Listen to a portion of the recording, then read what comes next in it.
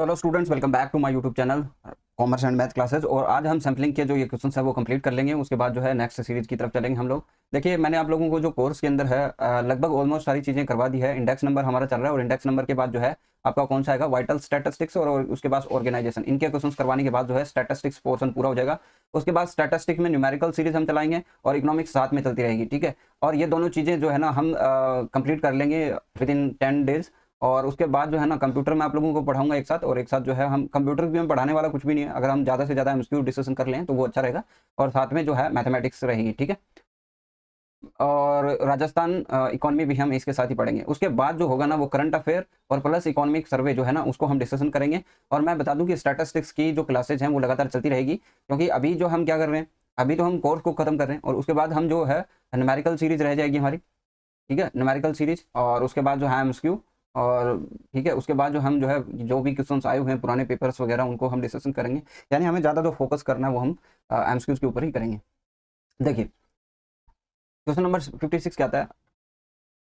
मेष मगर के सभी मदों को अल्फाबेटिकल, जियोग्राफिकल और जो है क्रमवार यानी न्यूमेरिकल या अन्य किसी आधार पर क्रमबद्ध किया जाए तो उनमें से पूर्व निर्धारित मात्रा की इकाइयां समान दूरी से आदर्श में चुनी जाती है। यानी हमने पहले क्या किया है, इसको बांटा है अल्फाबेटिकल या फिर ज्योग्राफिकल या फिर आपके न्यूमेरिकल बांटा है। फिर उसके बाद से है हमने एक जो इकाई है उसका निर्धारण किया। उसके बाद जो है निश्चित अंतराल पर जो है हम अपने प्रतिदर्श को चुन रहे हैं। तो ऐसा कौन सा जो है सैम्पलिंग है, कौन सा तरीका है वो सैम्पलिंग का, तो वो हो जाएगा आपका।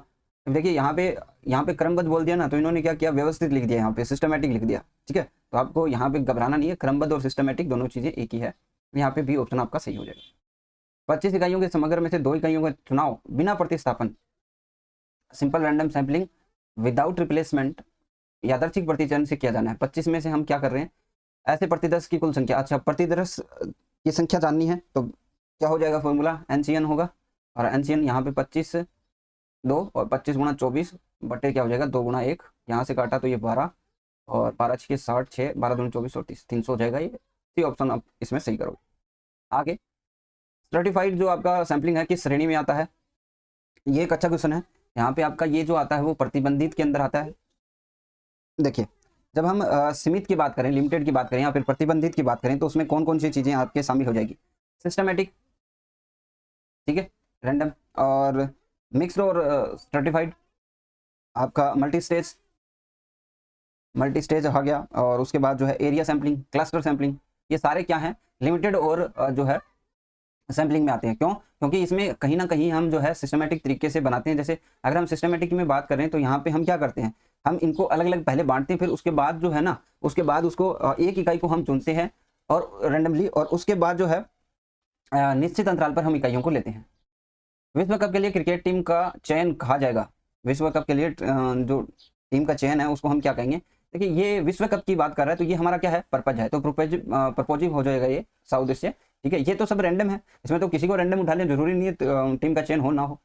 उन परिस्थितियों में ही प्रयोग की जाती है जब समग्र का स्पष्ट रूप परिभाषित ना हो और प्रति चयनित इकाइयां भी स्पष्ट ना हो। मैंने बार बार जब आपको पढ़ाया था बताया कि ऐसे पॉइंट्स को आपको ध्यान रखना है। ये थ्योरी वाले पॉइंट है ना, आपको हमेशा उलझन में डालेंगे, ठीक है। यहाँ पे क्या है, समग्र स्पष्ट रूप से नहीं पता हमें, ठीक है, और प्रतिचयनित इकाइयों का भी नहीं पता, तो हम क्या करेंगे, अपने जो सुविधा अनुसार है ना उसके अनुसार लेंगे। तो बी ऑप्शन आप लोग सही करोगे। इसमें हम क्या करते हैं, इसमें चयन करने के लिए समग्र को सुविधाजनक खंड में बांट लेते हैं, ठीक है। और इस खंड का चुनाव न ही विवेक आधार पर न ही प्रायिकता के आधार पर किया जाता है। इस खंड का चुनाव जो होता है वो क्या करता है, जो शोधकर्ता होता है वो कैसे करता है, वो अपने विवेक के आधार पर अपने सुविधा के अनुसार पर करता है। शोधकर्ता खंड का चुनाव करने में हमें जो पूर्व में उपलब्ध आपके पास धन, समय, साधन जो भी चीजें हैं उसके हिसाब से करता है। जैसे अगर एग्जांपल की बात करें, जैसे टेलीफोन डायरेक्टरी है, उसमें से नाम पते छांटकर प्रतिदर्श में शामिल करना, ये सारे एग्जाम्पल्स आपके पास अवेलेबल रहेंगे।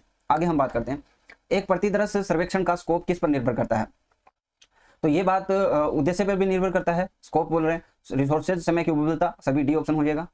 चलिए, यादृच्छिक प्रतिचयन को निम्नलिखित में से भी जाना जाता है, कैसे जाना जाता है, प्रायिकता प्रतिचयन, गैर प्रायिकता, स्तरित प्रतिचयन, जनगणना, किस आधार पे जाना जाता है, ये पूछा हुआ है। यादृच्छिक प्रतिचयन को हम क्या बोलते हैं, प्रोबेबिलिटी सैंपलिंग भी बोलते हैं। आपका ए ऑप्शन इसमें सही हो जाएगा।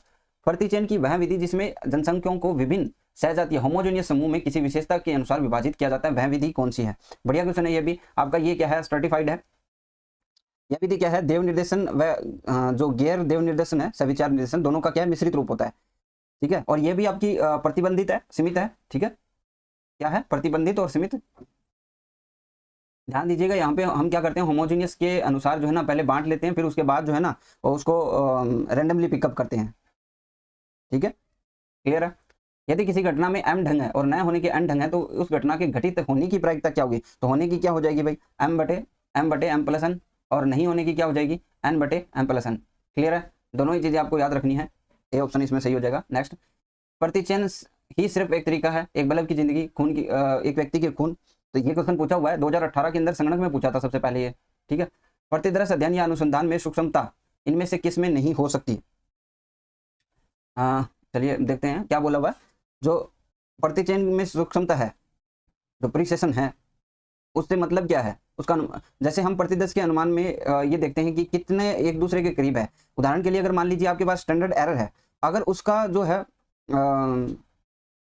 जो स्टैंडर्ड एरर है उसका मान कम आएगा तो हमें पता है कि पॉपुलेशन का जो पैरामीटर है और सैंपल का जो स्टैटिक है उनके अंदर जो है बहुत ही कम माइनर सा डिफरेंस होगा। तो हम देखते हैं कि सूक्ष्मता किसमें नहीं हो सकती, ये पूछा हुआ है। हमारे पास ऑप्शन क्या अवेलेबल है, देखिए, प्रतिदर्श का आकार, ठीक है, और आंकलन विधि, प्रतिचयन विधि। तो प्रतिदर्श का माध्य हो जाएगा, डी ऑप्शन आप इसमें सही करोगे। ठीक है, तो जो प्रतिदर्श अध्ययन है उसमें सूक्ष्मता और विश्वसनीयता किन तत्वों पर निर्भर करती है। एक तो करती है आपके साइज ऑफ सैंपल यानी जो सैंपल का साइज है, साइज ऑफ सैंपल।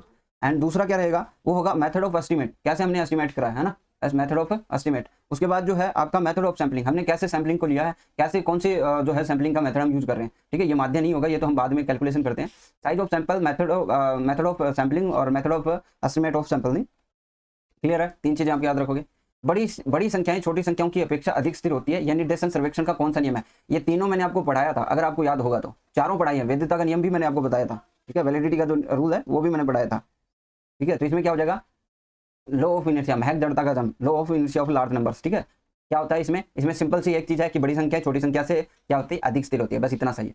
एक व्यक्ति एक परिवार का प्रतिचयन कहलाता है, एक व्यक्ति एक परिवार का प्रतिचयन क्या कहलाता है, तो ये सैम्पलिंग यूनिट हो जाएगी। मैंने आपको बताया था, जैसे अगर हम एक परिवार की बात कर रहे हैं तो उसमें जो यूनिट है हमारी क्या हो जाएगी, वो क्या होगी, एक जो व्यक्ति होगा, एक व्यक्ति होगा, वही होगा। अगर मैं बात करूं राज्य के हिसाब से, राज्य के अगर सैंपल ले रहे हैं तो उसके लिए जो यूनिट है वो क्या हो सकती है, या तो ग्राम हो सकता है या जिला हो सकता है।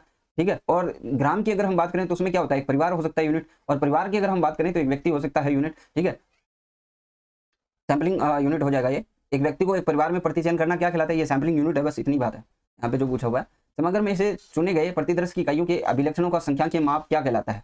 समग्र में से चुने गए संख्यांकीय माप क्या कहलाता है, तो हमें पता है ये क्या कहलाता है, स्टैटिस्टिक्स यानी प्रतिदर्शक कहलाता है, जब हम सैंपल से कुछ चीजें करते हैं। प्रतिचयन की वह विधि जिसमें निश्चित आधार संख्यात्मक भौगोलिक, ये बहुत बार पूछा और मैंने बताया भी, ये इंपॉर्टेंट भी है, आपको पता भी होना चाहिए। ये भी आपका क्रमबद्ध प्रतिचयन होगा, सिस्टमेटिक होगा। एक प्रतिदर्श सैंपल की परिशुद्धता प्रतिदर्श के आकार के वर्गमूल में बढ़त के बराबर बढ़ती है, प्रतिदर्श के आकार के बढ़त के साथ प्रत्यक्षतः बढ़ती है, प्रतिदर्श आकार के अनुपात में बढ़ती है, प्रतिदर्श के आकार के बढ़ने पर घटती है। किस तरह है, तो वो हमको देखिए, प्रतिदर्श के जो आकार है, आकार के जो वर्गमूल में बढ़त के बराबर ये क्या होती है, बढ़ती है। ठीक है, जब भी आप इस चीज में बात करेंगे तो सैंपल की जो परिशुद्धता है ना, वो प्रतिदर्श का जो आकार होगा ना उसके वर्गमूल में जो बढ़त होगी उसके बराबर बढ़ेगी। आगे देखिए, यहाँ पे तो चलो ऑप्शन दे ही रखा है। प्रतिदर्श का आकार निर्धारित करने के लिए निम्न में से कौन सा सूत्र प्रयोग करना चाहिए, तो एक सीधे से देखिए, प्रतिदर्श का आकार है, यानी अगर हम बात करें साइज ऑफ सैंपल, ठीक है, यही तो पूछा हुआ है, ये पूछा हुआ है। इसका क्या होगा, एक तो हमारे पास जो वांछित प्रतिदर्श का आकार है, ठीक है, ये रहा वांछित प्रतिदर्श का आकार, डिवाइड बाई क्या हो जाएगा, जवाब देने वाले संभावित अनुपात। यही आपका आंसर हो जाएगा, पहला ऑप्शन ही दिया हुआ है, यहाँ पे उल्टा दे रखा है, जवाब देने वाले जनसंख्या आकार नहीं आएगा, यहाँ पे वांछित जो है आपका प्रतिदर्श आकार आएगा। एक जनसंख्या जो जनसंख्या समंक में आंकलित की गई हो तथा जनसंख्या की विशेषता की मात्रा बताए को कहते हैं, हम क्या कहते हैं, इसको हम पैरामीटर कहते हैं, याद रखना ये भी, हालांकि ये इतना कुछ है नहीं। सैंपल और पॉपुलेशन के अनुपात को हम क्या कहते हैं, ये पूछा हुआ, तो ये हम कहते हैं सैम्पलिंग फ्रैक्शन। ठीक है, सैम्पलिंग फ्रैक्शन यहाँ पे लिख लो, सैम्पलिंग फ्रैक्शन क्या होता है, ये सैम्पलिंग फ्रैक्शन, ये आपको मैंने बार बार समझाया, n/n, यानी प्रतिदर्श सैंपल व समग्र के बीच के अनुपात को। निम्नलिखित में से कौन सा सामान्यतः है, सबसे बड़ा प्रतिदर्श आकार होना चाहिए, सबसे बड़ा प्रतिदर्श आकार होना चाहिए, तो वो होगा आपका समूह प्रतिचयन। क्या होगा, समूह प्रतिचयन। त्रुटि का शब्द का संख्यांकी में अर्थ क्या है, त्रुटि शब्द का जो संख्यांकी है उसमें अर्थ क्या है, उसमें यह है कि जो स्टैटिक और पैराचल के बीच में जो अंतर आ रहा है ना, उसी को हम क्या कहते हैं, त्रुटि कहते हैं। जैसे मान लीजिए आपके पास ये क्या है, पॉपुलेशन है, ठीक है, पॉपुलेशन से आपने क्या ज्ञात किया, आपने याद करा जो सैंपल लिया आपने, ठीक है, और सैंपल से आपने जो कैलकुलेशन करके वो बिठाया वो क्या, स्टैटिस्टिक, ठीक है, स्टैटिस्टिक्स आ गया। इसके बाद इससे किया तो हमारे पास क्या निकला, पैरामीटर निकला। अब आप देखोगे कि हमने देखो ये सैंपल लिया है तो ये इसको रिप्रेजेंट करना चाहिए, ठीक है। मान लीजिए कि इस सब का जो आपका आ रहा है वो 10 आ रहा है, ठीक है, और इस पैरामीटर से निकाला तो 11 आ रहा है, तो ये जो डिफरेंस है ना, ये जो त्रुटि आ रही है, इसी को हम क्या बोलते हैं, एरर बोलते हैं, ठीक है। ये बहुत सारे सैम्पलिंग एरर भी हो सकता है, नॉन सैम्पलिंग एरर भी हो सकता है। निम्नलिखित में से प्रतिचयन की कौन सी रीति देव निर्देशन यानी जो रैंडम है, रैंडम सैम्पलिंग और सविचार यानी प्रपोजिव सैम्पलिंग का दोनों का मिश्रित है। ये हमने अभी पीछे ही हमने पढ़ा था। ये क्या है, सर्टिफाइड है, सी सत्रित हो जाएगा इसमें। अभी हम कहाँ पे पढ़ के आए थे ये अभी, ठीक है, यहाँ पे नहीं पढ़ा था, ठीक है, पर ध्यान रखना, बस इतनी सी बात है, बाकी बताने से दोबारा बता दिया मैंने आप लोगों को, थोड़ा सा ध्यान रखना। चलिए आगे देखते हैं क्वेश्चन नंबर 78। 25 विद्यार्थियों में से 2 का सरल यादृच्छिक प्रतिचयन सहित करना है। अब की बार क्या करना है, सहित करना है। और कुल प्रतिदर्श कितना होगा आपका, इसका मतलब हमें कुल भी तो पता होना चाहिए। कुल की बात करें, अच्छा कुल प्रतिदर्श ही पूछा हुआ है, तो हमारा क्या होता है, देखिए एन की घात एन होता है, तो हम 25 की घात अगर स्क्वायर करें 2 करें तो ये कितना हो जाएगा, 625 हो जाएगा। यानी हमारे पास टोटल कितना आएगा, 625। ध्यान रखना अगर आपको 4 से पूछे तो ये कितना होता है, 16 होता है। ऐसे आपको याद रखना है, ठीक है। चलिए अगर इसमें ही हम विदाउट रिप्लेसमेंट करते तो हमारे पता है कितना आता, ये आता आपका 24 गुणा 25, 2 गुणा 12 करते तो हम 300 आता है ना। निम्नलिखित में से कौन सा प्रतिचयन का आवश्यक तत्व नहीं है, पर्याप्तता, प्रतिनिधित्व, निर्भरता, समरूपता। इसमें से जो है ना निर्भरता, ये आपका कोई भी इंपॉर्टेंट फैक्टर नहीं है। एक प्रतिचयन अच्छा तब कहा जाएगा जब प्रत्येक संभावित प्रतिदर्श के चुने जाने की संभावना समान हो। यह कथन किसने कहा था, तो ये बात सही है कि अगर उसको ही हम क्या कहेंगे, एक प्रतिचयन अच्छा कहेंगे। क्रॉक्स्टन और काउंडेन ने कहा था, दो तीन परिभाषाएं मैंने शुरू में लिखाई थी, वही आपको याद रखनी है। जब आंख बंद करके बहुत सी पर्चियों में से आवश्यकता अनुसार चयन किया जाता है तब इस विधि को हम क्या कहते हैं, इस विधि को हम लॉटरी विधि कहते हैं। A option. निर्देशन विधि सैम्पलिंग जो मेथड है उसके अंतर्गत अध्ययन किया जाता है, इसका अध्ययन हम करते हैं। तो आपको भी बताया हम इसके अंदर जो है, सॉरी निर्देशन विधि लिख रखा ना, चुनी गई इकाइयों में से हम क्या करते हैं, संपूर्ण समग्र का प्रतिनिधित्व करते हैं। देखिए निर्देशन विधि के अंदर जो सैम्पलिंग के अंदर है हम जनसंख्या का अध्ययन करते हैं और प्रतिदर्श का भी करते हैं। देखिए हमारा जो ये क्वेश्चन है ना थोड़ा डाउटफुल है, क्यों, देखिए हम जो निर्देशन विधि के अंतर्गत अध्ययन करते हैं वो किसका करते हैं, सैंपल का करते हैं, ठीक है। लेकिन इसमें आपको ज्यादा बेटर रहेगा जनसंख्या का, क्यों, क्योंकि सैम्पलिंग विधि के अंतर्गत हम समग्र में से कुछ चुनी हुई इकाइयों का अध्ययन करते हैं और ये चुनी हुई इकाइयां क्या करती है, संपूर्ण जो आपका पॉपुलेशन होगा उसका जो है उसके बारे में बताती है। तो हमारा इनडायरेक्टली तो जनसंख्या का अध्ययन हो गया, क्योंकि हम जनसंख्या के लिए ही सैम्पलिंग कर रहे हैं, ठीक है। अगर सी ऑप्शन भी आप इसमें कर सकते हो, एज पर इसमें डाउटफुल ही रहेगा जो भी चीजें हैं। चलिए टिपेट 1927 की देव प्रतिचयन सारणी में 4 अंकों वाली कितनी संख्याएं सूचित की गई थी। ये क्वेश्चन आपसे पूछ सकता है, मैंने आपको जब पढ़ाया था तब भी बताया था, 10,400 है, याद रखना। आगे देखते हैं।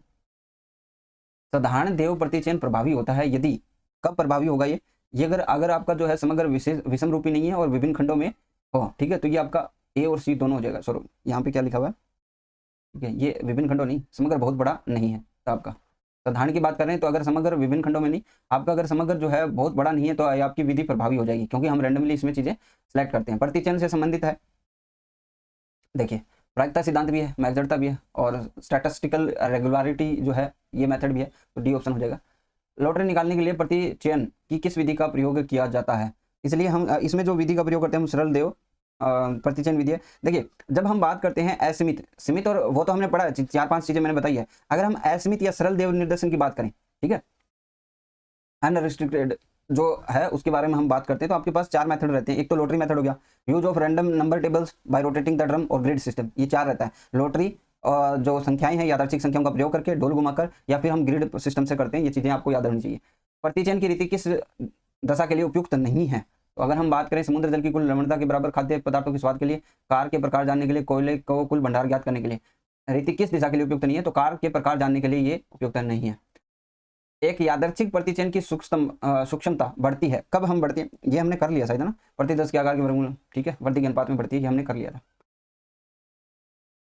ठीक है। तो ये थे आपके क्वेश्चन जो आपको पूछे जा सकते हैं। अगर हम एक चीज और याद रखना, अगर हम बात करें इसके बारे में, simple random sampling without replacement हम बात करते हैं, ठीक है, तो इसके अंदर हमें variance of the simple mean भी देखने को मिलता है, variance of the sample mean, ठीक है। तो इसका जो फॉर्मूला है ना वो थोड़ा सा याद रखना, मैंने वैसे तो करवा दिया था आपको, पीछे क्वेश्चन आया था n-n और n-s की स्क्वायर, ठीक है। इसमें से अगर हम बात करें तो ये आपका क्या हो जाता है, सैम्पलिंग जो है फ्रेम बन जाता है, और इसमें सैम्पलिंग फ्रैक्शन बन जाता है, और 1 - f बराबर बटे हम n इंटू एस स्क्वायर भी कर सकते हैं, ठीक है। यहाँ तक क्लियर है मेरे हिसाब से, कुछ भी कोई भी दिक्कत नहीं है। और क्या बता सकते हैं हम, विथ रिप्लेसमेंट आपको पता है, विथ रिप्लेसमेंट होता है तो हम क्या कहते हैं n-1 n इंटू n, और आपका क्या रहता है एस स्क्वायर रहता है, जब हम variance of the simple mean करते हैं विथ रिप्लेसमेंट। या फिर इसको ऐसे भी लिख सकते हैं, स्टैंडर्ड डेविएशन की स्क्वायर बटे n, ठीक है, ये भी हम लिख सकते हैं।